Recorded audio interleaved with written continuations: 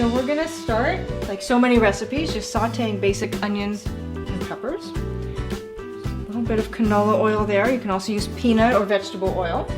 Of course, you can chop fresh onions and peppers. If you're on a budget, you can also use frozen pre-cut onions and peppers and any other veggies, and the dish comes out just fine.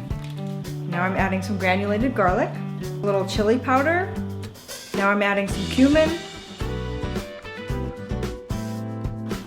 I'm using the canned cooked kidney beans today, but you can also use cook from dried or mix it up with some pinto beans, some black beans. Here's some canned crushed tomatoes. And here are some diced tomatoes. And then normally the recipe calls for bulgur, which is a great food and it's cheaper. However, it's not a gluten-free food. So if you're trying to make a gluten-free, plant-based chili, you can use the quinoa like I'm using here. And quinoa cooks just as quick as bulgur. It's a great source of protein and it's gluten-free. And then a little bit of water, a little bit of brown sugar to bring out the sweetness of the spices. And now we can just let it simmer. This chili's been simmering.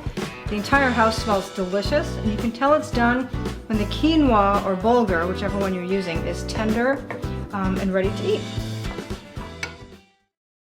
What you're going to need is a bag of vegan mozzarella cheese, some pizza sauce or tomato sauce, and a package of polenta. Open up that package and then start slicing it into thin little pizza bites. Next, place your polenta slices on an oiled baking sheet and then add the pizza sauce or tomato sauce. Then add your cheese. Sprinkle on as much cheese as you want.